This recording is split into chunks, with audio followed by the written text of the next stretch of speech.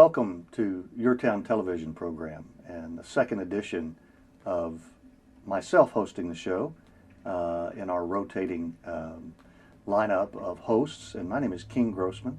I'm an author and resident of Carmel.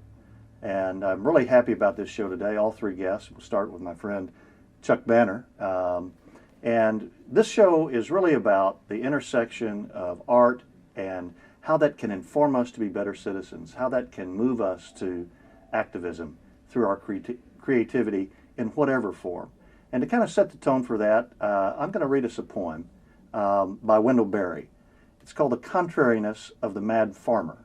Now, this is not mad in the sense of angry or crazy. It's in the sense of acting contrary to the societal norms. So here we go. I am done with apologies. If contrariness is my inheritance and destiny, so be it. If it is my mission to go in at exits and come out at entrances, so be it. I have planted by the stars in defiance of the experts, and tilled somewhat by incantation and by singing, and reaped, as I knew, by luck and heaven's favor, in spite of the best advice. I have been caught so often laughing at funerals. That was because I knew the dead were already slipping away, preparing a comeback, and can I help it? And if at weddings I have gritted and gnashed my teeth, it was because I knew where the bridegroom had sunk his manhood and knew it would not be resurrected by a piece of cake. Dance, they told me, and I stood still. And while they stood quiet in line at the gate of the kingdom, I danced. Pray, they said, and I laughed, covering myself in the earth's brightnesses, and then stole off gray into the midst of a revel and prayed like an orphan. When they said, I know my Redeemer liveth, I told them, he's dead. And when they told me God is dead, I answered, he goes fishing every day in the Kentucky River. I see him often. When they asked me, would I like to contribute, I said no, and when they had collected more than they needed, I gave them as much as I had. When they asked me to join them, I wouldn't, and then went off by myself and did more than they would have asked.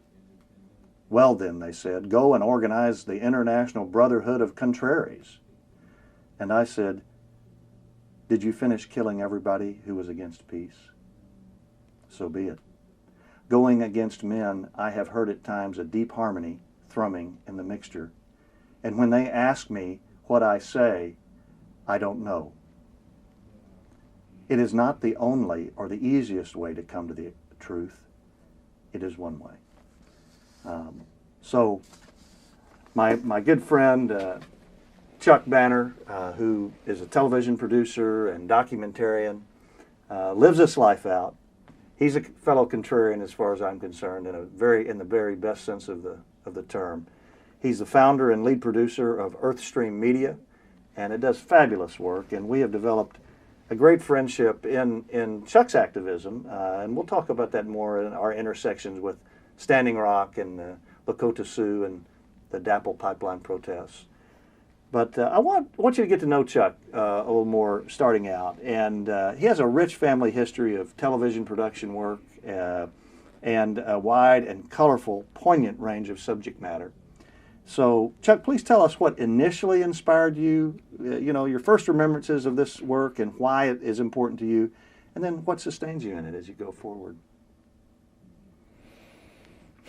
Well, I'd have to say my first encounter with television was when I had a gallery in Taos, New Mexico, 1976. I had a gallery, a collective of all the artists that were doing jewelry and pottery and not the classic Taos stuff, more kind of the traditions that were taking the concho belts and the silver and the stones and the work was really kind of earth-based. It was about the traditions of the Southwest that were being kind of a little overrun by the tourism of Santa Fe, and so there was that whole theme in art that we built an amazing gallery in Taos called the Return Gallery.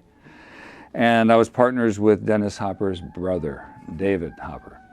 And right in the middle of one afternoon, somebody came into the gallery and said, here's a bunch of footage from American Indian encampment in the Black Hills of South Dakota.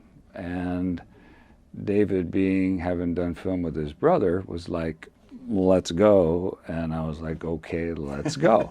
So we embarked on doing a documentary on Yellow Thunder Camp, and it was quite an ordeal. But that's what got me into going to South Dakota. It got me working with the American Indian movement, but really it was all a part of, as I looked at media, it was all a part of what started with Earth Day and water and environmentalism. Word I thought about lately that's kind of gone out of our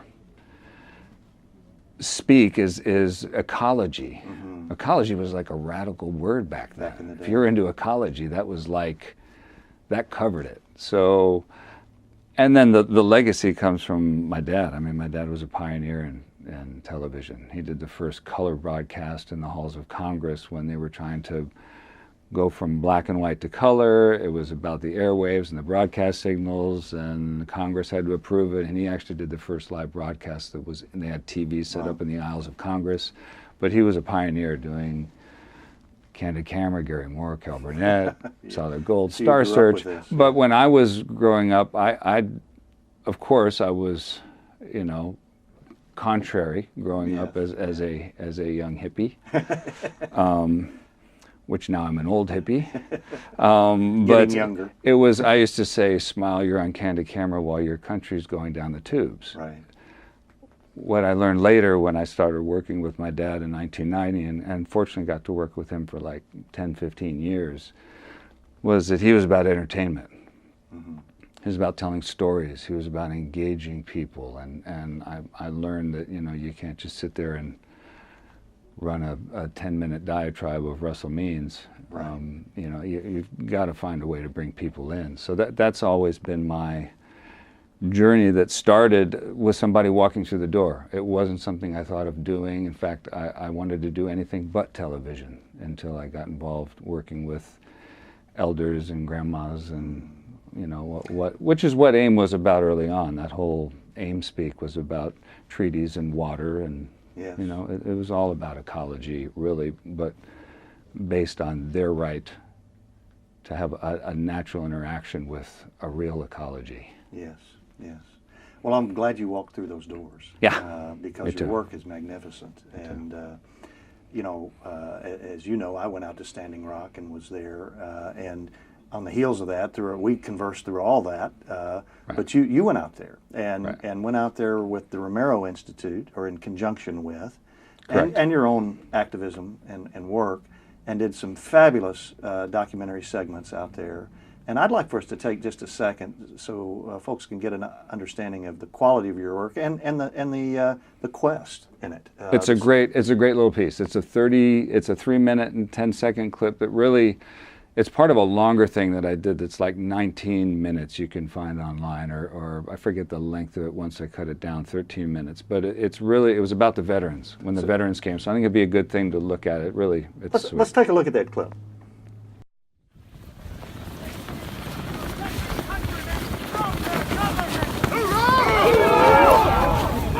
My name's Keelan Moore. I was in the United States Navy. I started paying attention to what was happening here a long time ago. I'm native. I have family that lives out here. One of the hardest things being a veteran is the whole liberal conservative divide amongst veterans. What's most important is we took an oath to defend the Constitution of the United States of America from all enemies, both foreign and domestic. These men have been committing acts of domestic terrorism against an unarmed populace, women, children, old people, to protect the money of a large oil company. Not to protect property, not to keep people from rioting and looting, not to stop something terrible from happening, but to protect an oil company's billions of dollars. This potentially could poison every bit of water out here for these people.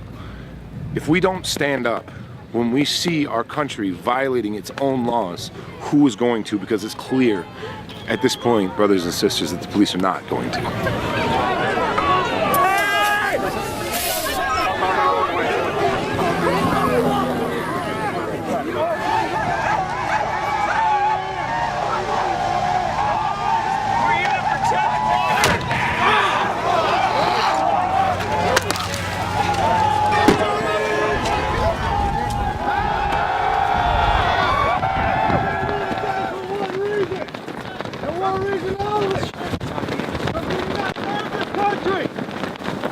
the oppression of our people, to see the oppression of our citizens in this country.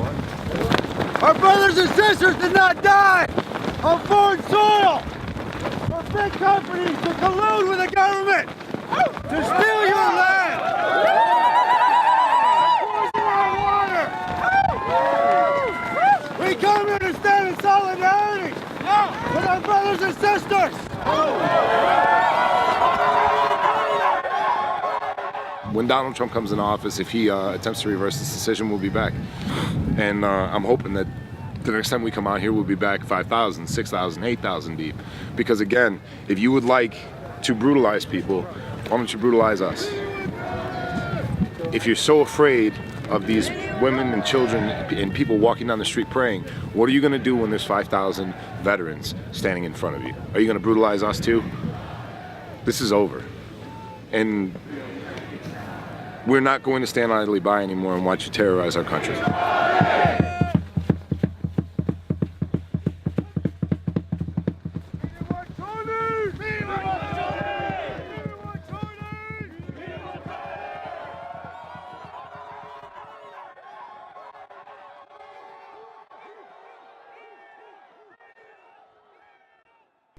So, I mean, you can see what was happening out there. And it's cold. It's cold.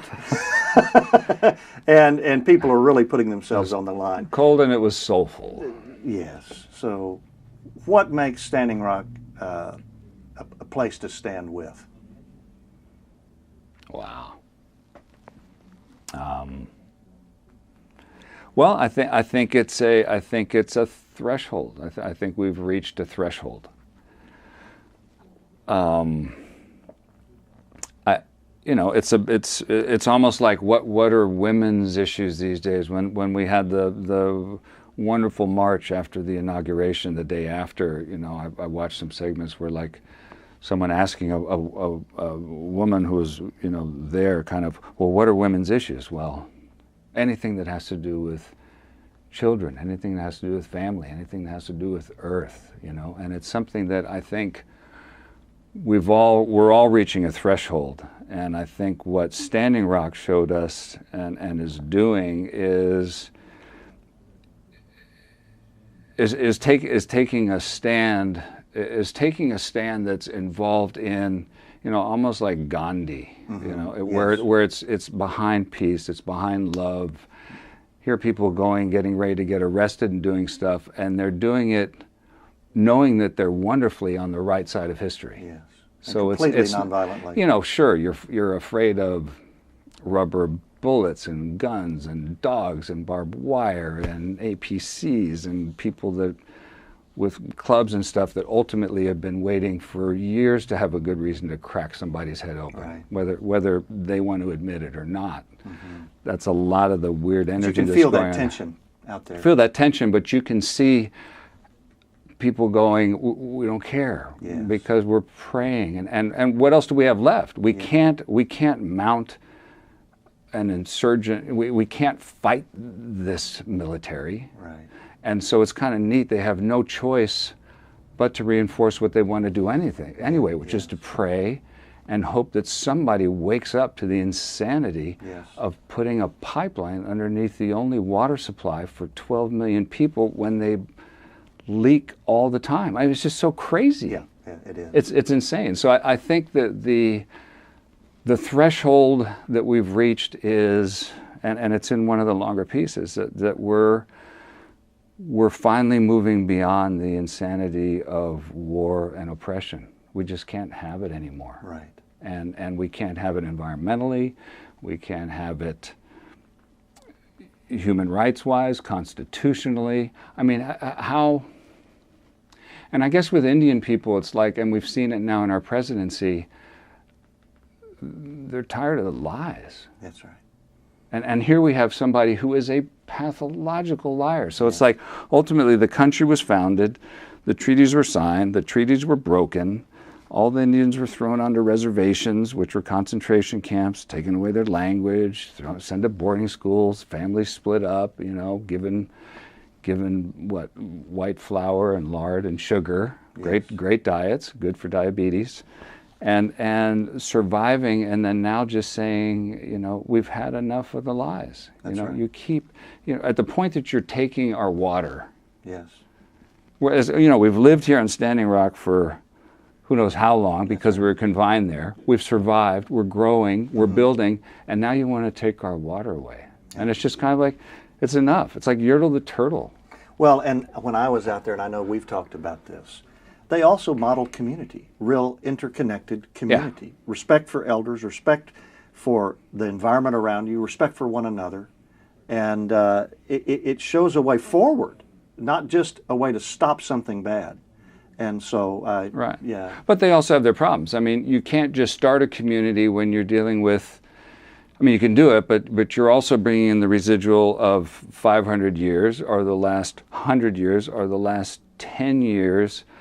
And, you know, the alcoholism that's led to stuff, the drug abuse, from the oppression of centuries. Just so it's like, you can't just sit there and go, oh, we're starting a new community, but you can't, what you can do, well, no, you can. Yes, they did it. You can, and you can find reasons it doesn't work, and then you can maybe fix them, Yes. you know, Which I instead saw of being happening. like, oh, well, look, and there's trash and Yes. things, and now they're messing things up, and now people are asking, you know, it's just the cynicism. One of my favorite, if I may jump in Sure, here, times that when I was there at a community meeting where, you know, there's no drugs, no alcohol allowed, and yet some would get in. Not much, but some. And this fellow brought a sack. He said, look, I found 12 beer bottles. Went all over the camp, 2,500 people. I've got 12 of them here. We have a problem. And people said, yes, we do.